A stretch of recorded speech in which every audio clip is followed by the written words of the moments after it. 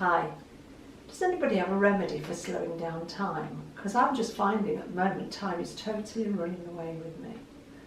I was going to make a video yesterday, but I had a really late night on Friday because I got caught up in reading Philip Schofield's new autobiography. I think it's called Life is What You Make It. Really good read, and on Audible he reads it, which makes it doubly good. And I just could not turn it off. So I read like 90% of the book on Friday night and the other 10% last night, so it's finished and it's a read I'd recommend. I think Philip Schofield's one of those people, it's like Marmite, you like him or you don't like him. My mum has got no time for him at all, but I've always thought he's a really special person. I really do like the guy. So I wanted to share that with you. Consequently, yesterday I was really tired and just did not get around to making a video because we had a busy day, and before you know it, the day's gone. Now last night we got an extra hour in bed, which was a bonus, but did I notice this morning? No. I tend to wake up at 5 to 6, and I woke up at 5 to 6 this morning, and I suppose really it was 5 to 7. I never sleep till 5 to 7. So I didn't feel at all as though I gained an hour. We were up early, we were making food, prepping for the day. Then we went for an extra long walk, which probably was about 12,000 steps. Came back, had breakfast. And you know what? It's getting on for 1 o'clock. And here I am, and I've still got a load of things to do. And we've got visitors coming, 2:30. So it might not be very long today, but then you know me. Once I start talking, I can't shut up, can I? I wanted to share a text with you. A friend sent me a text and I saved it. I'm going to play it you on my phone because a lot of people say to me, how can you text as a blind person? How do you do that? How can you read them? How can you write them? Well, I've got an old Nokia phone and it's predictive texting. But I'm going to play for you this message, and I've slowed my phone down a bit. Sorry, I forgot to say that. It's Sunday the 25th of October today. Right, weigh in? Yes, I did. Slimming World weigh in, and that's what I'm going to quote in future. This week I weighed 9 stone 4.5 pounds, which is a 1 pound loss on last week. And I did say to Sue Hayward-Alt, that I would have the bag back out on the shoulder. Sue, I forgot. So there we are. I lost a pound this week. I'm well happy with that. So I'm going to play for you this text, and as I say, I've slowed my text down so that you should be able to hear it. But this is what it says. Inbox window, tab sheet 1 of 6, SMSB, if you need .21/10, 1 of select, text message window, 1/1 tab sheet, from me. If you don't make sacrifices for what you want becomes the sacrifice, exclamation mark, key 1, options, key 2. Now it says if you don't make sacrifices for what you want, then what you want becomes the sacrifice.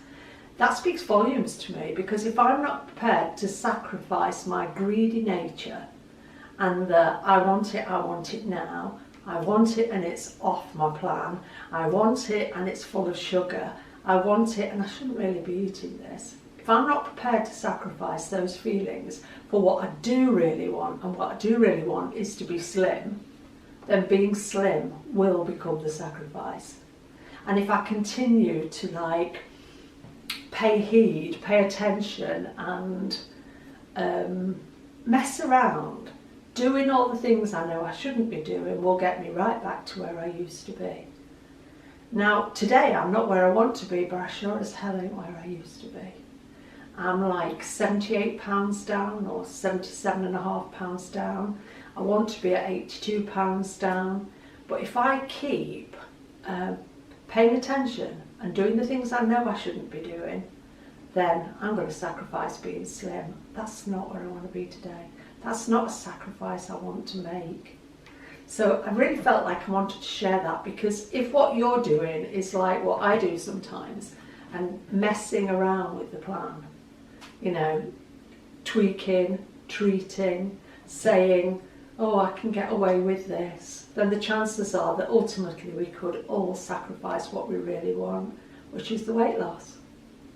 And long term, that's devastating, because we don't really want to go, well, I don't want to go back to where I used to be, and I don't think you do for 1 minute. So What I want to ask Joe to do at this point is insert 2 or 3 photographs.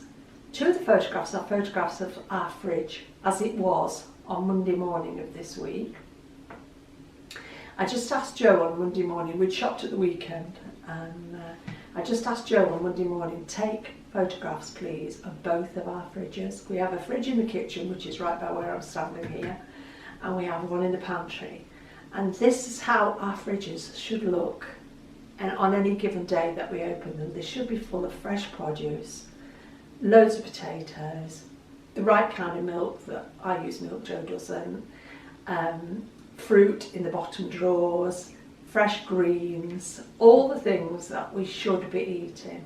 And do you know what? It fills my heart with joy when I open my fridge and I am spoiled for choice. I don't open my fridge like I used to be, the sort of person I'd open my fridge and I'd say, oh, I don't fancy that, don't fancy that, don't fancy that. And I'll be looking, for any excuse to be off plan. Today I open my fridge and I just think, oh my goodness, I am spoiled for choice. So much good foods, so many healthy starches, so many good greens, so many veg, the nice veg that, Joe and I tend to eat different veg, but we both know what we like. So there will be, at this point, 2 photographs, maybe 3 of our fridges. And the other photograph that's going to come up is a meal. Now this isn't one of my meals, this actually was one of Joe's meals from yesterday. But when he was serving his meal, he put it up and he said, you know what, I've just made a meal for myself. And it was actually his breakfast. Looks like a dinner, but it was his breakfast. Other meal times are available. But it was his breakfast, and it's on an 11-inch plate, so you can judge the size. I've got it here, do you want to? Oh, it's in the washing up. Yeah, I haven't washed it yet. Just But it's actually, so how big it is. It's actually sorry, it's a bit mucky. It's a key. Sorry, it's had his breakfast on it again. Hold it up, like that's the size of it. It's actually a quiche dish, flan. a shallow flan dish. But he needs something this size, or he can't get his whole breakfast. He ends up having his breakfast on, or his lunch, or his dinner on 2 plates. But the point he made when he actually had served up his meal, his breakfast, was, do you know what, Mum? I've just served up my meal and it's a perfectly on plan, food optimised Slimming World meal. It's a third. It's a third protein, it's a third starch, it's a third low speed veg. So I said to him, take a photograph of it and put it on the channel. Now, if he had eaten that meal as it was totally free on Slimming World. It had tofu, it had a mixture of 3 different kinds of beans. It had a pound of potatoes, a whole pound of potatoes. It had a whole bag of tender stem broccoli. It had half a bag of spinach. What else did it have? Hemp seeds, brown linseed. The hemp seeds and the brown linseeds were 1.5 sins, so you can add those in, use them as part of your sins. They are savvy sins. Nutritional yeast. It had nutritional yeast, which is half a sin. So 2 sins if you wanted to put those on for the whole meal. But without those condiments, the whole meal was free on Slimming World. And it was huge. I mean, when it's all that meal on there, it's heavy, it's healthy, it's perfect for Slimming World. And what I want to emphasise is the size of meals that we are eating are not tea plate size. They're not salad plate size. Unless you have a big dinner plate, they're not the average dinner plate size. I genuinely believe today that on this plan, a lot of people are not eating enough. Because if you're eating enough, you don't get the cravings. If you eat your speed first, it fills you up. All these things, they might be your tips, your tricks, your tweaks, not how can I reinvent a donut from a whatever. Oh, and I had an apple after. Oh, and you had an apple after it. That was his breakfast, And I need a break to put the photos in. Yeah, so at this point we're going to put the photographs in, and then I'll be back to talk about the other things I have in my mind today.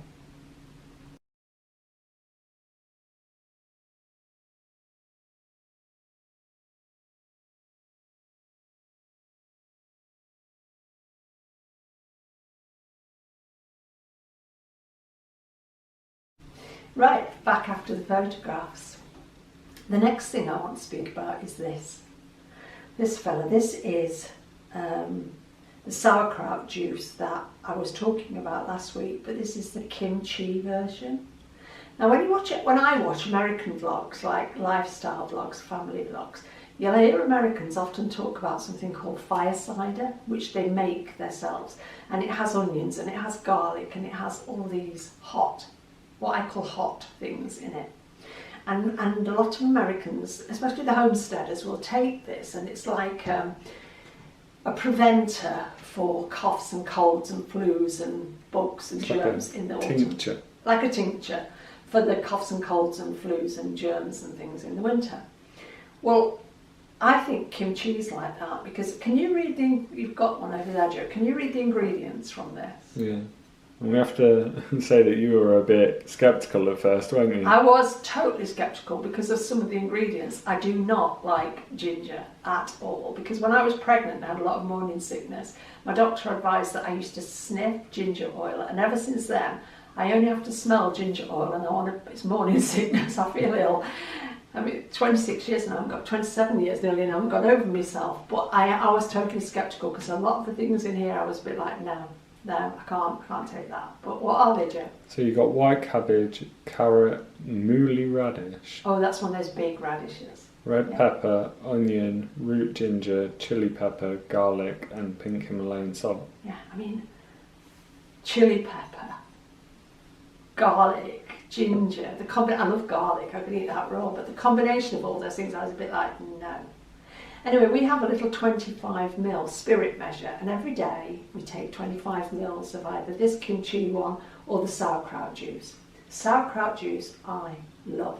This one, the first time I took it, I was like, OMG, it's fizzy, because it's alive, of course, all the really good healthy bacteria is in that. Excellent for your digestion, and I believe really good if you want to guard yourselves against colds and flus. But the first time I took it, I was a bit like, oh, it's almost fizzy. And then it hits you. It hits you in the back of the throat, the ginger, the garlic, the chili peppers. But you know what? It's fabulous. And it warms you to the cockles of your heart, or the tips of your toes and your fingers.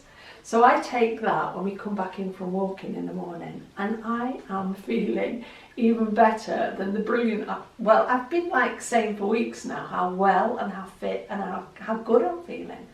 And I am sure it's because of what I'm putting into my body.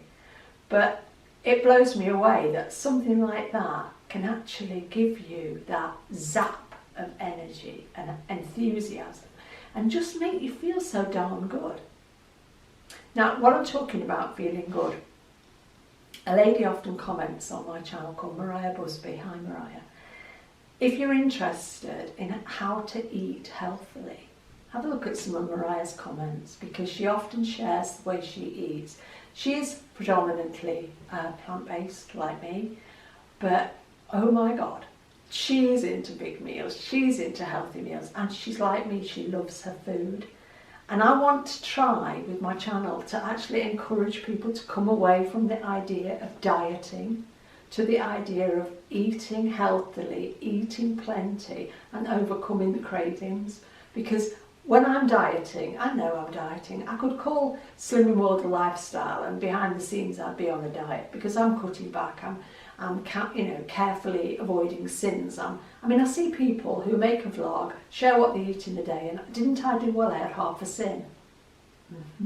I can't do that. You might be able to get away with that, love. I can't do that, because I'd be starving hungry, climbing the walls, and then crash and burn. But when you read Mariah's comments and read the kind of food that she eats, it's a breath of fresh air. Right, let's move on. Next to me here, I've got 2 Instant Pots. Now, I talked a while ago about having bought this one. This is the 6-quart one, and I love it. I can put, 2.5 kilos of potatoes in this. Literally set it on, not high pressure, Joe, not the normal pressure setting. Yeah, just the normal. So the normal electric pressure cooker setting. Put 2.5 kilos of potatoes in a basket inside this, I've got like a tool basket that sits inside it. That doesn't come with it, you have to buy it separately. That's in the washing up as well, Joe. I'm ashamed to say I haven't washed up yet. That's the basket. Just proves we use it. Yeah, just prove we use it. We've used it this morning. So 2.5 kilos of potatoes in there, 1 mug of water, so about half a pint of water in the bottom. Set it on normal pressure for 5 minutes. Now we talk about, these pressure cookers cook things quick and all that. You don't cook it in 5 minutes because it's got to build up to pressure. Then it pressure cooks for 5 minutes. Then you just leave it and let it naturally release its pressure, which I'd leave it probably till the pin drops is about 25-30 minutes. And you have got yourself 2.5 kilos of perfectly cooked potatoes. We leave the skins on. Unless I'm doing big Maris Pipers, sometimes I like to peel those because I'm going to mash them. But generally we scrub them and leave the skins on. Now, you might say, well, you're not going to eat 2.5 kilos of potatoes at one meal. No, we don't. Well, we might between us. But what we do is we cook our potatoes at the start of the day and then we let them go cold, down to room temperature. Then we put them in a bowl, we put them in the fridge. We don't cover them because we don't want them to sweat. And we let them go cold. When we bring them out for a meal, we reheat them on medium-low in the microwave because we want to gain the benefits of the resistant starch. If you want to read more about resistant starch, you'll find it on YouTube. You'll find it if you Google it. It's a health benefit. I've talked about it actually in a video before that might actually be called resistant starch. But you can get resistant starch from your rice, well, from any starches and grains, can't you, Joe? Yeah. Pretty good from potatoes. And green bananas. Green bananas? I don't like green bananas. No. I like really ripe bananas. Joe doesn't like really ripe bananas. So, right, so this is good. If you're making stews, chilies, curries, casseroles, brilliant. The one thing I would say is inside the lid, you have a gasket. You have this like rubber gasket. When it comes, it has was it clear or white? The one that came with the original. It's like a white colour. Like a white colour. I made a chilli in it, and then the gaskets, because I put a lot of chilli in, the gasket stinks of chilli. What I've learnt is that you need more than one gasket. So when you're cooking potatoes, rice, insipid things, you use one gasket. When you're cooking, this is the potato gasket in ours. Is it red? Yeah. Yeah. This is the gasket we use now for when we're cooking things like potatoes, vegetables, whatever. If we're cooking anything that's got herbs, spices and heavy hot seasonings, we change the gasket. Because once that gasket is impregnated with chilli, you cannot, irrespective of what you try to do, get rid of the smell.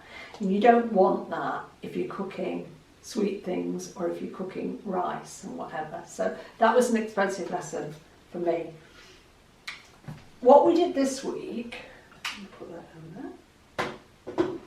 What we did this week was, because we use this one a lot, and we might want to cook our 2.5 kilos of potatoes or whatever in the morning, but we might also be wanting, as I was yesterday, to cook chickpeas.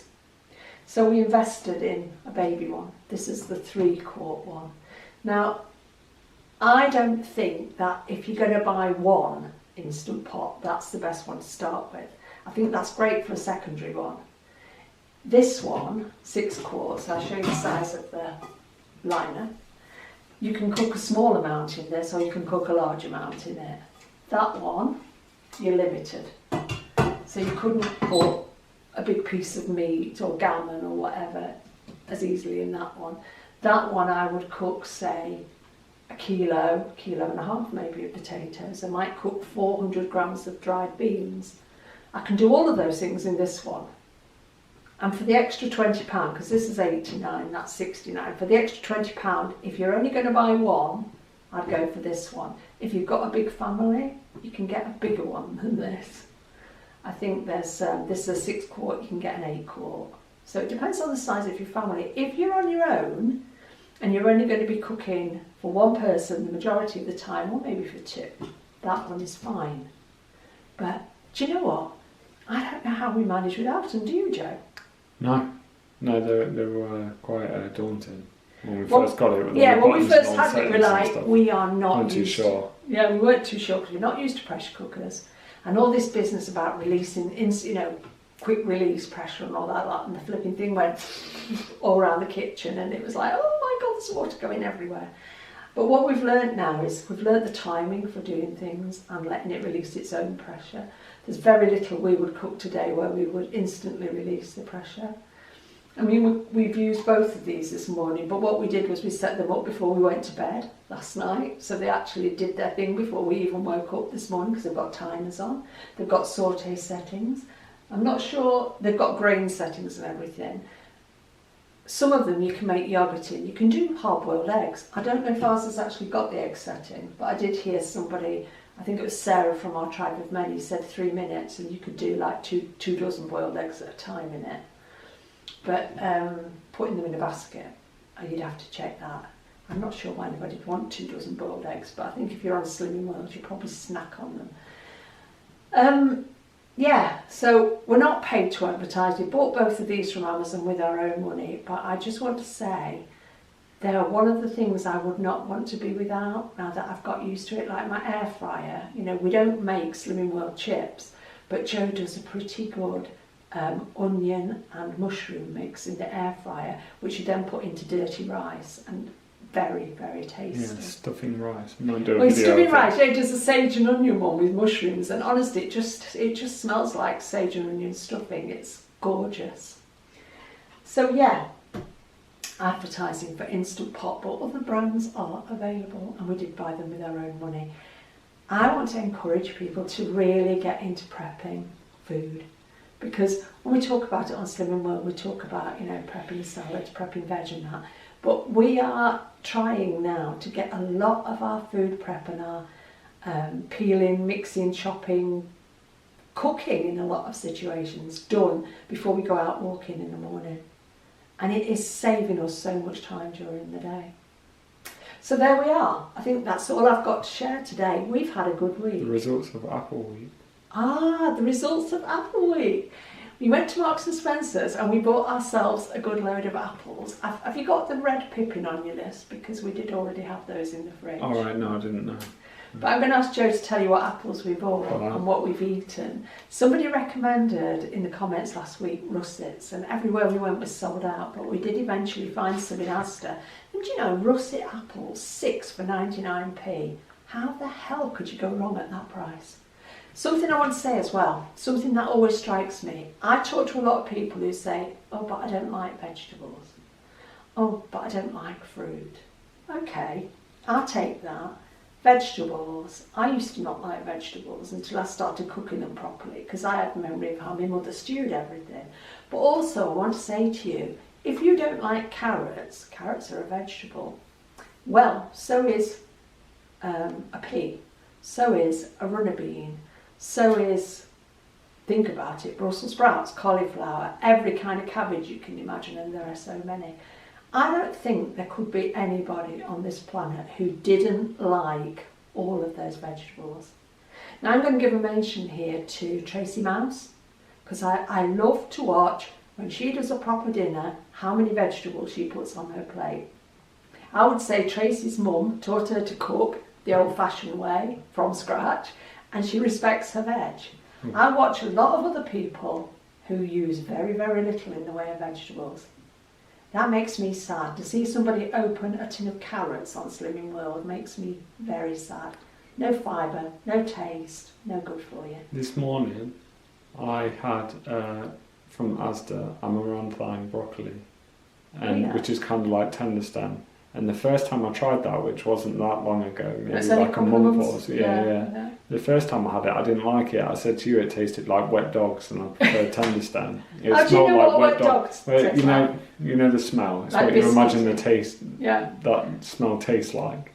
So I didn't like it the first time, but I tried it again a couple of weeks later, and I like it. Yeah. It must just have been that one or something. Yeah, so if you don't like something, yeah. Like, but it's worth trying again. Like I used to think I didn't like swede. Now I do, but it's how I cook it. If I steam it and I mash it, I love it. I tried the Slimming World way with the singing swede, and I thought that was disgusting. It just did not do it for me. Yeah. Too much waste as well. But if I peel it, dice it and steam it, or if I buy it ready diced and steam it with some carrot and mash it, I love it. And fresh veg is very different. Sometimes I've had frozen Brussels sprouts or frozen broccoli and it tastes like awful, but they're my favourite vegetables when they're fresh. Yeah, but I would encourage anybody, and you know at the moment the price of fresh veg is coming down, because we were paying £1.20 for a small bag of Brussels sprouts 2 weeks ago, they're now 80p. We were paying £1.20 for a tub of, in the fresh section in Asda, for a tub of cauliflower florets. They're now down to 80p. We were paying £1.70 a month ago for a red cabbage. They're now down to about 50p. So there's never a better time than this time of year for saving your money by buying fresh vegetables. And I'm with Joe. I don't like frozen veg. You can keep it. I'd rather go without because it does not taste the same. And lots of people would put that in a pan full of water and boil the life out of it. We actually use a steamer. So we don't oversteam. I mean, we'd steam broccoli for what, 7 or 8 minutes? Yeah, 7 or 8 minutes. But the frozen broccoli is tasteless. Yeah, and it's a weird texture as well. Yeah. So I want to encourage people, try fruit and veg. So with the apples we had this week, because I've had people say to me, I never eat apples, I really don't like apples. Now, I'm not the biggest fan of a Granny Smith. That's the one apple that just makes me think, too sour for me. But we've had this variety of apples this week and I've loved every one of them. And my favourite one, when Joe mentions its name, I'll tell you, had a bit of the sourness of a Granny Smith, but also a bit of the niceness of a Pink Lady. But it was called something else, but you know when you cut it in half, the flesh inside it is pink. I've never seen a pink apple before. So go Joe, tell us what we've had this week. So, red pippin. We had red pippins, they're lovely. A Delbard Estivale.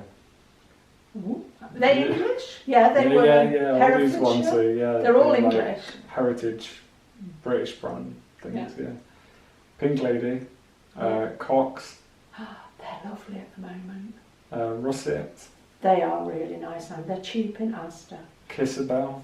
Now this is the one I like, Kissabel. When you cut it in half, what shade of pink would you call it, Joe?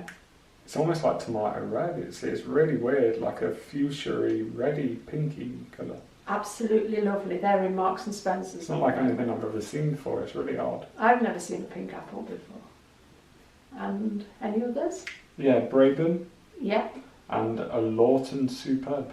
A Lawton Superb. I think the Braben, were they the organic ones? We had some organic ones at the start. Oh, they were Gala. We had organic Gala as well. So all those varieties of apples, and I've had people... you're getting a bit close to the camera. Oh, sorry. I've had people actually say to me, I don't like apples. Now, if your only experience of an apple is a tasteless Golden Delicious or a sour Granny Smith, then you might think you don't like apples. But do you know those apples there? Every one of them has got a different flavour. And because we now don't eat a lot of sweet things, I find some of those apples, the taste blows your mind. So much taste. Because of the neuroadaptation, to lose the desire or the taste for sweet things, you actually start to notice the fruits that are out there have loads of flavour. One of the things we saw in Asda this week was a pomelo. I meant to buy one of those and I forgot. Now that's the originator of the grapefruit, apparently, according to Google.